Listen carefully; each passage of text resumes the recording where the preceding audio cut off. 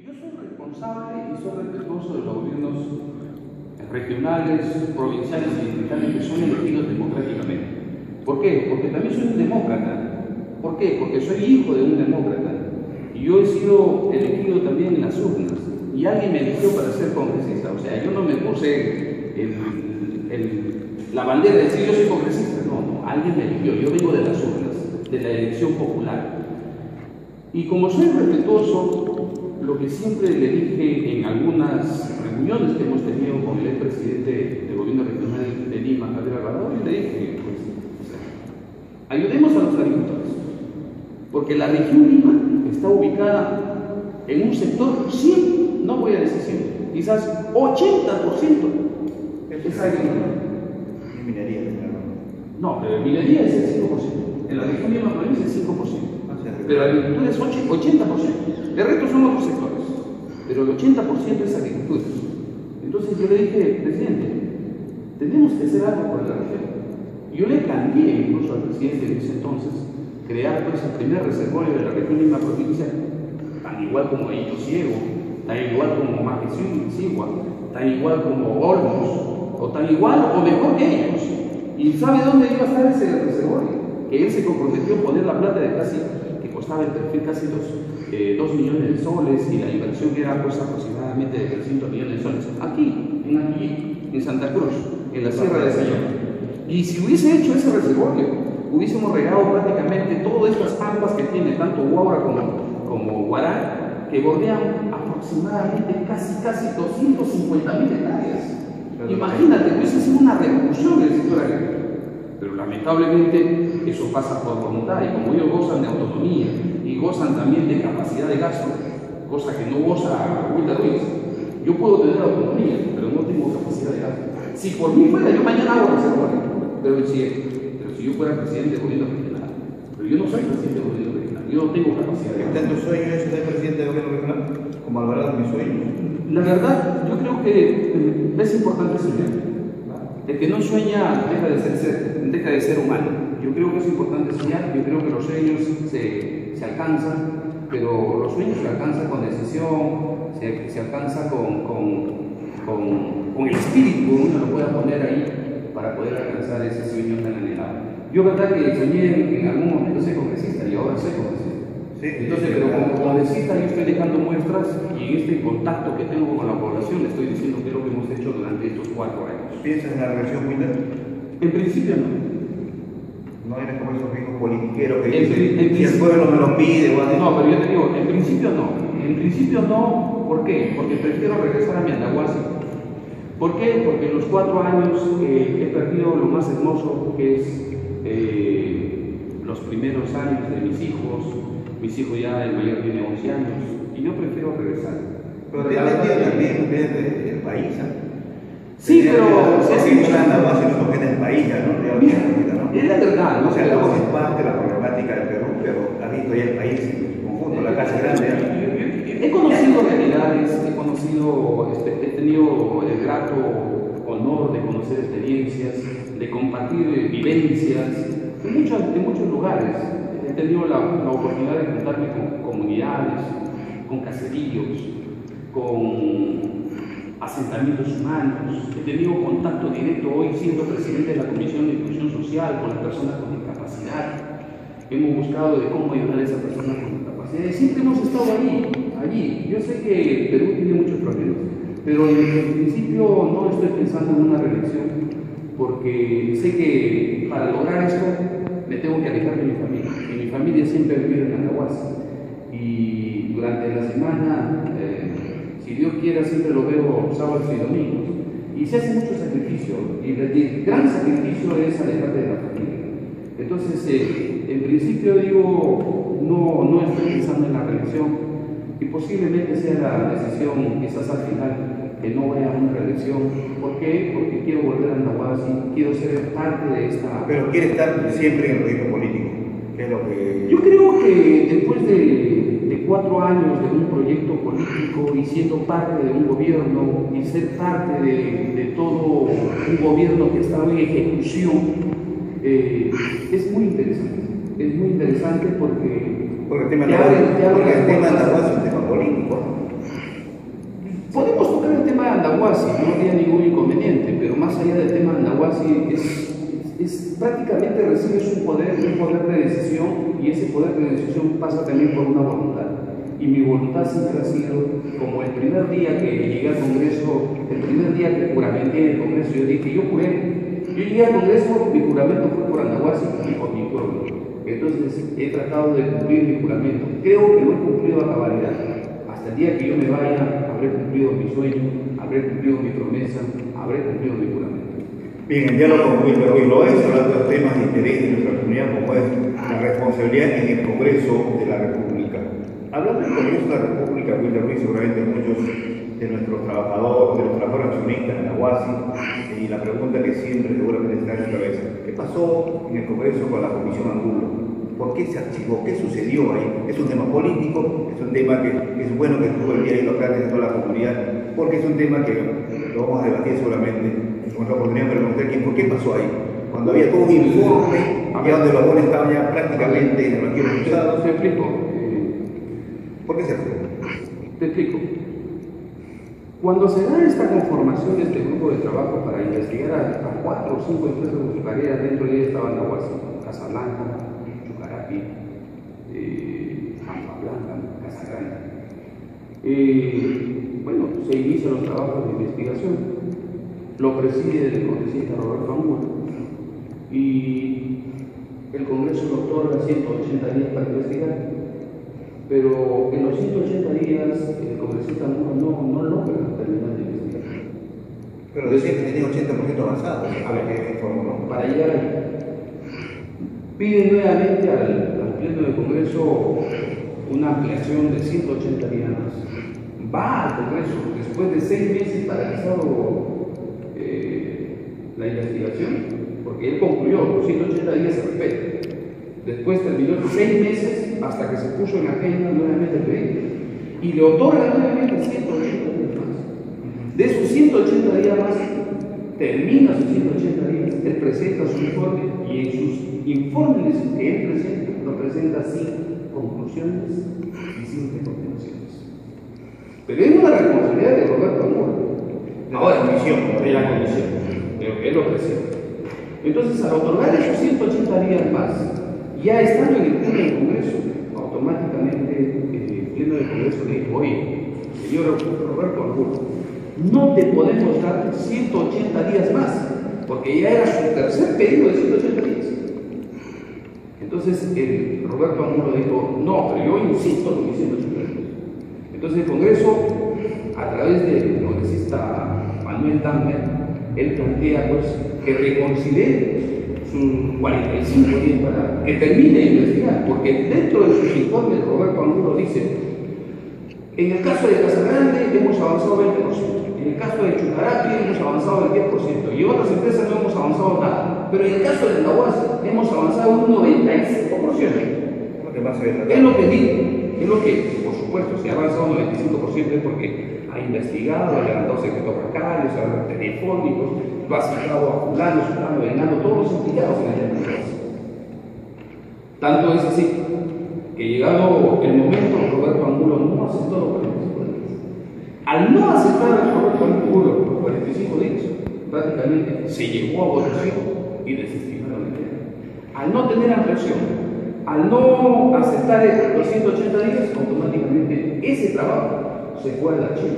Pero ¿qué hemos hecho nosotros? Nosotros hemos vuelto a presentar una moción de orden del día, y en este caso me parece que lo han coordinado con el congresista, me parece, por confirmar Jaime Estrada, y él está pidiendo nuevamente que al menos del trabajo que ha realizado Roberto Angulo, que tiene ya un 95% de más, que al menos esta nueva comisión investigue ese 95% y que le dé 45 días para concluir, no de las 5 empresas, sino de las otras de todas. Creo que se ha avanzado, ¿no? Por supuesto, si tienes 95% y que falta 5% para que concluya, y al final este nuevo grupo de trabajo tendrá que terminar con sus recomendaciones y conclusiones, entonces automáticamente tendría ya un trabajo finalizado.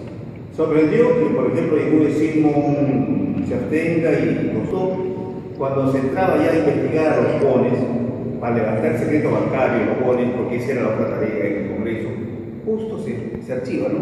Bien sospechoso, ¿no, Wilder? Bastante sospechoso que justo cuando se va a la parte del grupo WOM, porque tenía que entrar, se archiva. Y parece que ahí funcionó mucho el obvio. Y que creo que ahí crítica automáticamente a Andahuasi no cambió lo que y quizás no te sorprenda, porque si bien es cierto, Andahuasi fue una de las últimas empresas que ha vivido en carne propia lo que ha sucedido con las otras 11 empresas a nivel nacional. ¿Cómo se negoció Panamá? ¿Cómo se negoció San Francisco? ¿Cómo se negoció aquí en Ingenio? Chucarapi, Casagrande, Bucaná, Cartavio, Laredo. ¿Cómo se negoció? Tan igual como se ha negociado, así, absurdo, doloso, engañoso, como se ha negociado en la bolsa. Igualito. ¿Fue el archivamiento? Por supuesto, por eso que tienen el gran temor, ¿no? Por eso, si tú haces una gran pregunta aquí, por ejemplo, oye, ¿y qué pasó con Paramount? ¿Cómo se negoció Paramount? ¿Cuánto pagaron los hoy dueños de Paramount? ¿Cuánto pagaron a los accionistas? ¿Cuánto realmente? La otra gran pregunta es, ¿se hizo la OPA o no se hizo la OPA? Y tú sabes muy bien que el requisito fundamental, de acuerdo al decreto supremo número 087, si la memoria no me falla, dice que las empresas azucareras, las acciones de las empresas azucareras no se pueden vender de una forma extrabursátil. Se tiene que vender de acuerdo a lo que dice la norma. Y la norma, ¿qué dice? Se tiene que hacer una OPA. Y para que sea una OPA, ¿qué tiene que hacer? Ciertos requisitos, y uno de ellos es la recaudación de activos. Y eso debería haberse hecho. ¿Para qué? Para determinar cuánto es su valor real, en este caso de Paramount, o cuánto es el valor real de la actualidad. Claro. Bien, repetimos, estamos con Wilder Ruiz Loaiza, presidente de la República, tocando temas de coyuntura del Congreso, como también temas de actualidad. Seguramente muchos estarán preguntándose, ¿y qué va a pasar el día lunes 27? Aparte que están rogando para que el voto de confianza pueda dar y no Ollanta disuelva el Congreso. Y el día 27 también es el tema Andahuasi. Uno de los que está, diríamos, en esta denuncia como accionista trabajador es Wilder Ruiz Loaiza. Ustedes saben que Núñez Cámara que han sido condenados en primera instancia. Y este lunes 27, casi a los 5 años, listo para prescribir dicha denuncia que hizo Andahuasi, en este caso a partir de Wilder Ruiz Loaiza y otros accionistas de la empresa. Este lunes se ve. ¿Qué se espera, Wilder Ruiz, este lunes, toda vez que tú eres parte de este proceso judicial en el segundo sala penal? ¿Qué se espera? Mira, ¿qué espera Andahuasi, por dicho, en este juicio? Mira, nosotros entendemos que Andahuasi puede tener juicios.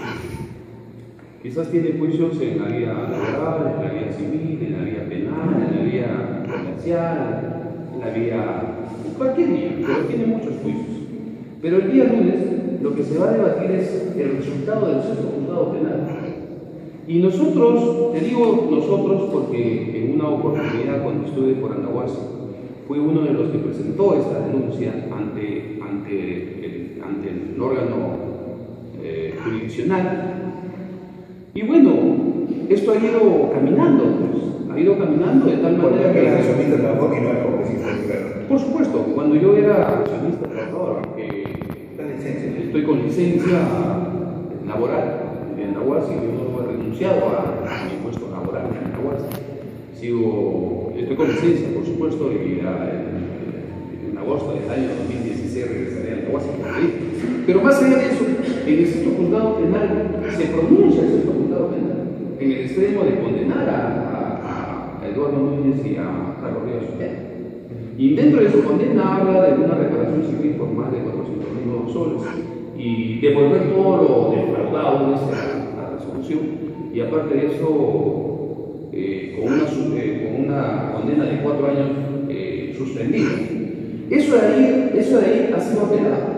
Ha ido a la Fiscalía Superior, al Fiscal Superior. Y el Fiscal Superior titular de la Segunda Fiscalía Superior Penal de Lima, el señor Gustavo Efraín Quirós Callejos, dice: por los fundamentos expuestos, esta Fiscalía Superior opina que se confirme la sentencia en los extremos apenados.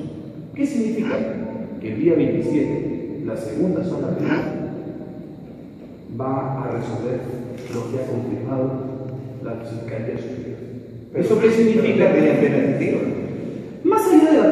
definitiva, es un tema que tendrán que pelear el día lunes los abogados que están apersonados a este proceso. En este proceso está personado el doctor José Urquizo, la doctora Madeleine, el doctor Alberto Borea y otros.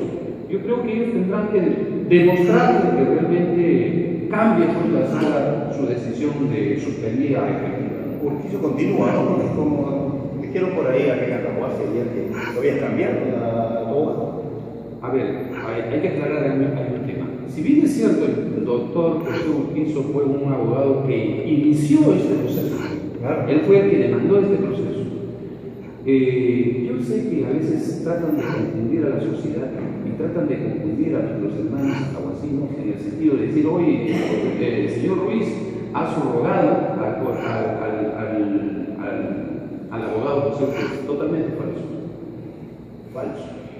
El doctor José Urquizo es el que va a hacer el informe diario.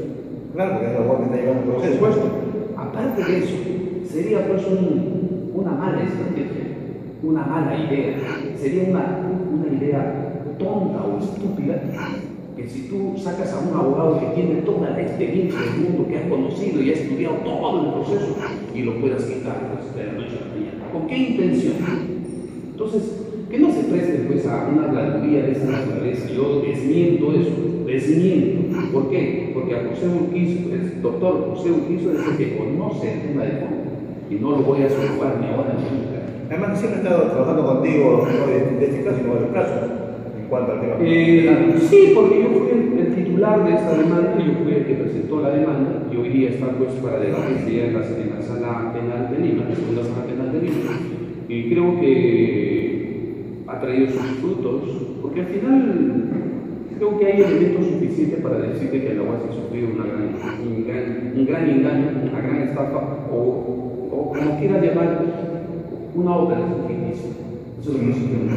Pero más adelante te voy a demostrar por qué digo eso. En cuanto a este tema entonces penal, sería una buena batalla que la UAS gana en este tema.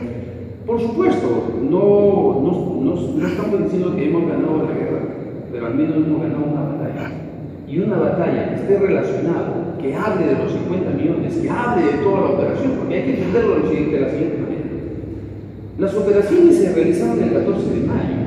Si el 14 de mayo se realizaron las operaciones, si ese 14 de mayo se vendió los 50 millones, es nulo, es ficticio, es falso, es mentiroso, engañoso, eso quiere decir que las operaciones del 14 de mayo para adelante no son nulas, por naturaleza. Porque no es el que ha vendido una empresa de otra razón social. La que ha vendido las acciones es de la empresa agraria Zucarera Andahuasi. Y la empresa agraria Zucarera Andahuasi tiene un código, tiene un RUT. Y ese RUT corresponde inscrito en registros de caballos. Entonces, pero atrás de la empresa agraria Zucarera Andahuasi están ¿cuántos accionistas? 2.139 accionistas. 2.139 accionistas. Y si ponemos las cosas en el tiempo, hablamos del 14 de mayo, para adelante, todas las operaciones que se han realizado para adelante son malas. Y no porque lo diga yo, sino lo dice aquí, por ejemplo. Por ejemplo, me atrevo a decirte lo siguiente. En la resolución del Tribunal Administrativo de CONACYT dice que han adquirido participación significativa en empresa agraria Zucarera Andahuasi sin efectuar previamente una oferta pública de adquisición, habiendo incurrido en infracción muy grave. ¿Quién dice eso? La CONACYT. ¿Y por qué? ¿Cómo se catalogan las infracciones en el órgano administrativo? Leves, graves y muy graves. No estás diciendo que es una infracción leve, no estás diciendo que es una infracción grave. Está diciendo que es una infracción muy grave. Por parte de los buenos. Por parte de los buenos y por parte de los que están mal. Por parte de ambos. Mira, pero los funcionarios de la CONACYT no han sido denunciados. No lo quieren denunciar, es otra cosa. No lo quieren denunciar. O sea, porque mira, si estos son los causantes, mira, te voy a mostrar. Mira, aquí dice, mira.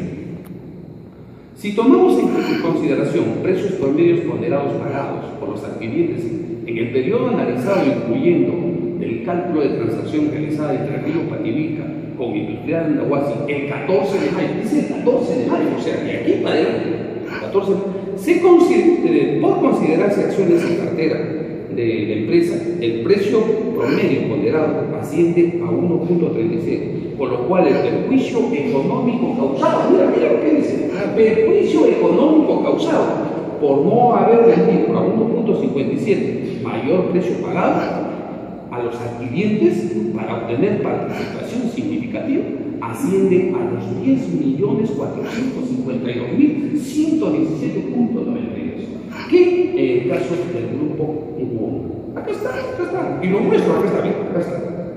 O sea, acá tienes un perjuicio por 10 millones y yo no sé qué está haciendo los accionistas de Andahuasi. Si ya tienes un perjuicio que lo dice la CONACER y los andahuasinos no actúan, no reaccionan, vas a perder los 10 millones. Pero mira, podríamos decir, bueno, hay tantos abogados que están haciendo todo este tema.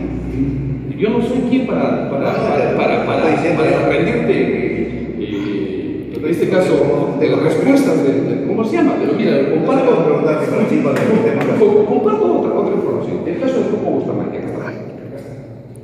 Dice, el caso, resolución del Tribunal Administrativo CONACER 185, dice, el perjuicio económico causado por los accionistas que vendieron a un precio menor de 1.36, como se mencionó, es el mayor precio pagado en las transacciones por la obtención de la participación significativa y por consecuencia del control de la empresa, el perjuicio causado es de 9.836.000 en el caso del grupo Bustamante. Pregunta, si por acá tienes a Grupo BON con un perjuicio causado a la sociedad, a los accionistas, y no hay ninguna demanda, y estás perdiendo 10 millones de soles, el grupo Bustamante, por otro lado, tiene un perjuicio causado casi de 10 millones también, tampoco has hecho ninguna demanda. ¿Y de qué año es eso? Del año 2009. Del año 2009. ¿Están entrando en mi perspectiva de repente? No, ¿por qué? No, ¿por qué? Mira, te voy a mostrar otro documento. Mira. Porque lo que tú dices no es, mira, los millones están a favor de Andahuasi. Mira, te voy a mostrar otro documento. Sabía la denuncia contra Roacet y me dijeron que no había. Pero acá está el otro documento. Mira, acá está el otro documento. El documento de la resolución del Tribunal Constitucional del 20 de abril del año 2011. ¿Qué dice el Tribunal Constitucional? Acá se presentó una demanda que lo presentó David Jiménez. Y el Tribunal Constitucional le dice a David Jiménez, oiga señor, ¿cómo dice que ha habido violación a tus derechos constitucionales? Porque él demanda a Río Caribe. Claro. ¿Ya? Y pero el tribunal no se sujetaron o no sometieron lo que hizo si el grupo BON de someterse a la multa, todo eso, le dio aceptado, ¿no? Se allanaron, ¿no? Se allanaron porque lo multaron y luego el Bustamante dijo, bueno, lo voy a denunciar judicialmente. ¿Y esto es? No, pero te explico. A ver, el grupo Bustamante no se allanó. Lo demandó. Claro. Fue al órgano jurisdiccional, en la Suprema lo negaron. ¿Por qué? Porque ellos se demostró, de acuerdo a la resolución que hoy día he demostrado, dijeron de que ha habido concertación, manipulación, uso de información privilegiada, cosa y daños y perjuicios, cosa que condena la CONACER. Y la CONACER emite estas dos resoluciones, y estas dos resoluciones que te he mostrado, nadie ha dicho absolutamente nada. Más allá de que existe ya una resolución del Tribunal Constitucional, que como es porque ellos fueron a la cuestión judicial, o sea que todo lo que era correcto, no era fueron al Tribunal Constitucional. El Tribunal Constitucional, ¿sabe qué le dice? Señor, David Jiménez, yo no soy el representante de la universidad, no me vengas a mentir, pues. No había ninguna violación a tus derechos constitucionales. Por lo tanto, te niego. Pero eso sí, deberíamos pronunciarnos en el fondo. ¿Cuál es el fondo? Lo que dice acá.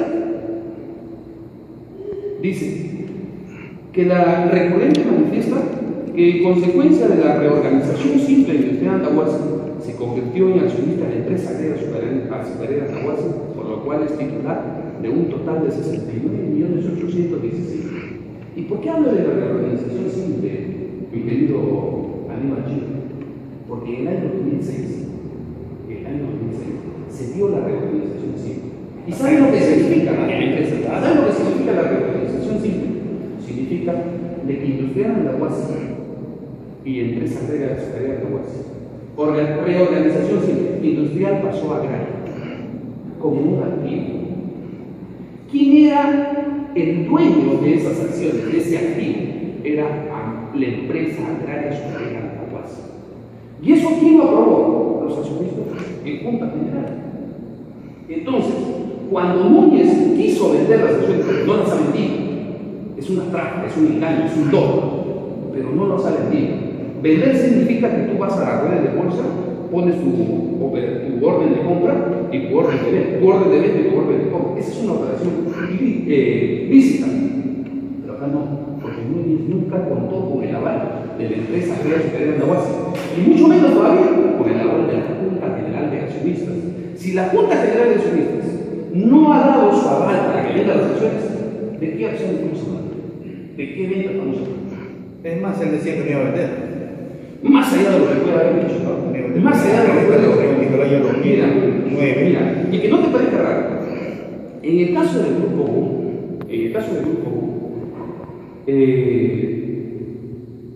la bolsa que actuó en forma maliciosa, mentirosa, engañosa, ficticia, fue Scotia Bolsa. ¿Y sabes qué le pasó a Scotia Bolsa? Scotia Bolsa, con la resolución número 114 del año 2010, sanciona a Scotia Bolsa. ¿Quién lo sanciona? La CONACEP, por todas las irregularidades que cometieron. Pero los accionistas, más allá, no hicieron nada. Es una autocrítica, ¿no? Y al otro lado, vamos a ponerlo al otro lado, en el caso de Grupo Bustamante. ¿Quién actuó como operador de cuántos sanciones? Porque ya jugando 20 millones, 15, 30 millones. Pero redondeo, para que tengas una idea de lo grave, de lo importante, que se pongan las pilas los andahuasinos. ¿Quién actuó por las operaciones en el caso del Grupo Bustamante? Investa Bolsa. ¿Y quién era el representante de Investa Bolsa? Era el señor Manuel Bustamante Olivares. ¿Y quién fue el representante del Grupo CON? Manuel Bustamante Olivares. ¿Y quién era el representante de Investa Bolsa? Manuel Bustamante Lex. Hijo por acá, papá por acá. También sancionado a Investa.